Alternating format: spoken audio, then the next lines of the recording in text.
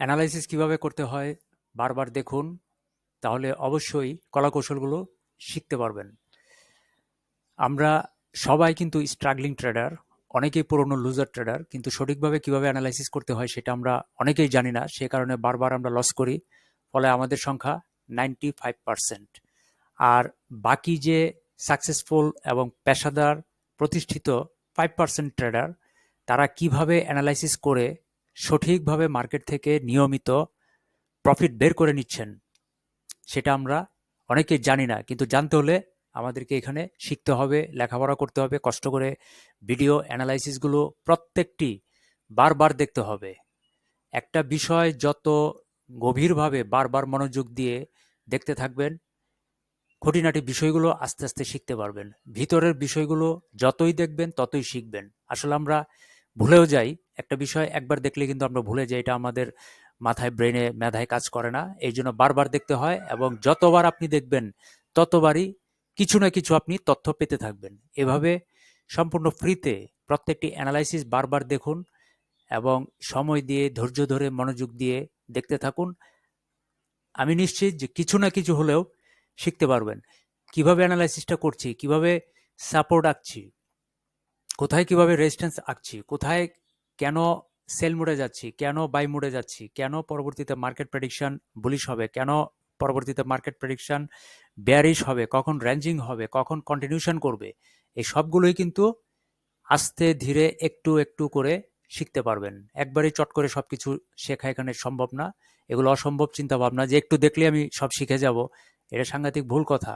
নতুনরা তো হাইপার, এই হাইপারদের চিন্তা ভাবনা এগুলা মাথা থেকে বাদ দিতে হবে। এখানে পুরোপুরি প্রফেশনাল চিন্তা করতে হবে, যে এখানে দীর্ঘ সময় দিয়ে প্র্যাকটিস করতে হবে, অ্যানালাইসিস শিখতে হবে, কলাকৌশলগুলো জানতে হবে, বুঝতে হবে, ডেমোতে দীর্ঘদিন প্র্যাকটিস করতে হবে, আস্তে ধীরে একটু একটু করে টেকনিক্যাল অ্যানালাইসিস, ফান্ডামেন্টাল অ্যানালাইসিস সব কিছুই ধীরে ধীরে ধৈর্যের সাথে সময় দিয়ে, শ্রম দিয়ে, মেধা দিয়ে শিখতে হবে।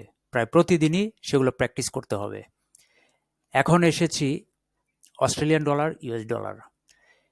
এখানেও গতকালকে এখানে একটি রেজিস্ট্যান্স জোন ছিল, এই যে এখানে এই রেজিস্ট্যান্স জোন থেকে গতকালকে প্রচুর পরিমাণ সেল এন্ট্রি হয়েছিল, ফলে এখানে বেশ বড় ব্যারিশ মোমেন্টাম দেখেছি।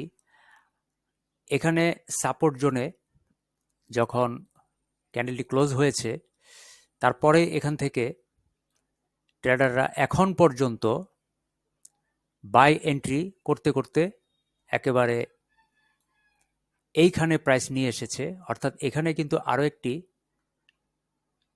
রেজিস্ট্যান্স জোন আছে। অর্থাৎ আমার ট্রেডিং স্ট্র্যাটেজি বলছে যে এখান থেকে ট্রেডাররা সেল এন্ট্রি শুরু করবে।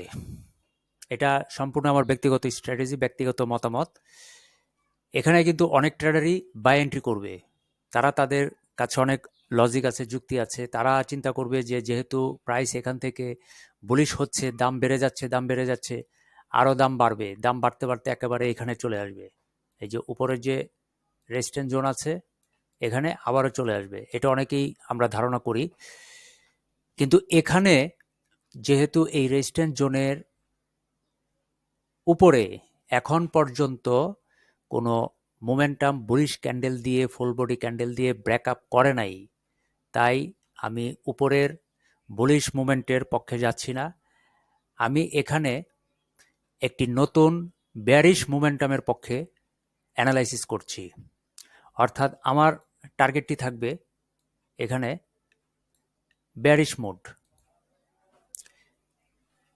এখন আপনারাই যাচাই করে দেখুন, মার্কেট কি আসলেই বুলিশ হবে নাকি মার্কেট বেয়ারিশ হবে। ট্রেডাররা কি এখান থেকে বাই এন্ট্রি করবেন নাকি ট্রেডাররা এখান থেকে সেল এন্ট্রি করবেন।